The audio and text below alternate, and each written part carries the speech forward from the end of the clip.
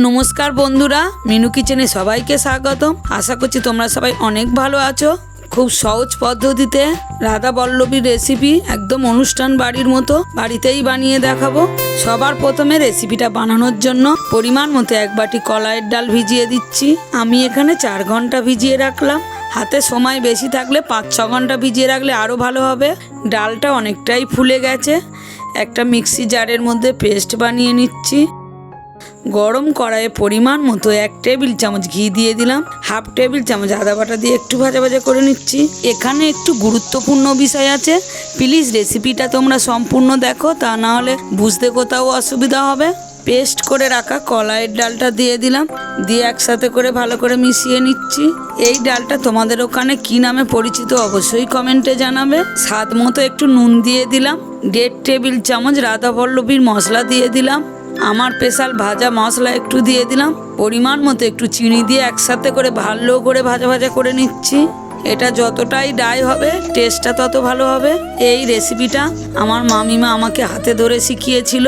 এই রেসিপিটা অনেক পুরনো দিনের হলে কি হবে, এই রেসিপিটা সম্পূর্ণ অনুষ্ঠান বাড়ির মতনই স্বাদ।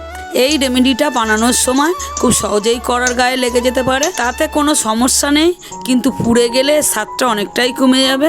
রেমেডিটা সম্পূর্ণ তৈরি করে ঠান্ডা করতে রেখে দিলাম। ময়দা মাখার জন্য পরিমাণ মতো একটু জল গরম করে নিচ্ছি। ময়দাটা মাখার জন্য অল্প পরিমাণে একটু সাদা তেল দিয়ে দিলাম। স্বাদ মতো একটু নুন চিনি দিয়ে দিলাম, দিয়ে একসাথে করে ভালো করে মিশিয়ে নিচ্ছি। একটু সময় দিয়ে ময়ামটা ভালো করে তৈরি করতে হবে। মাখা যতটাই ভালো হবে টেস্টটা ততটাই বাড়বে। অল্প অল্প করে গরম জল দিতে হবে, একবারে গরম জল দিলে হবে না। রেসিপিটা তোমরা কে কোথা থেকে দেখছো অবশ্যই কমেন্টে জানাবে। তোমাদের কমেন্ট পড়তে আমার খুবই ভালো লাগে। ময়দাটা ভালো করে মেখে নিয়ে 20 মিনিটের জন্য একটু ঢাকা দিয়ে রেখে দিলাম। তোমরা চাইলে একটা ভিজে কাপড় দিয়েও ঢেকে রাখতে পারো। ময়দাটা কিছুক্ষণ পরে বেশ অনেকটাই নরম হয়ে গেছে। রুটির লেচির থেকে একটু ছোট সাইজের লেচি কাটতে হবে, তবেই এটা পারফেক্ট হবে। একই রকম সাইজের সমস্ত লেচিগুলো কেটে নিচ্ছি। এর আগে তোমরা অনেক রাধাবল্লভী রেসিপি দেখেছো, এইটা সম্পূর্ণ একদম আলাদা এবং খুব সহজ উপায়ে দেখিয়েছি। এইভাবে বানালে তোমাদের সময়ও কম যাবে আর খেতেও টেস্টটা ভালো হবে। তৈরি করে রাখা রেমেডিটা ছোট ছোট বল তৈরি করে রেখে দিচ্ছি, যাতে এটা বানাতে সুবিধা হয়। কড়াটা তাই গরম হতে থাক।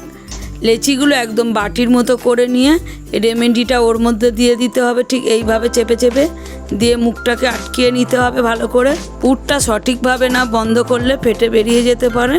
একদম ঠিক নারকেল পিঠের মতো তৈরি করে নিতে হবে। সমস্ত লেচিগুলো আগের থেকে রেডি করে রাখলে এই রেসিপিটা বানাতে অনেকটাই সুবিধা হবে। ঠিক একই রকমভাবে সমস্তগুলো রেডি করে রাখছি।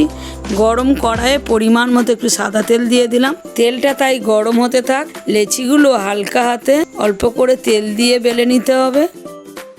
বেশি চাপ দিলে পুরটা বেরিয়ে যেতে পারে। একটু মোটা সাইজ রাখতে হবে।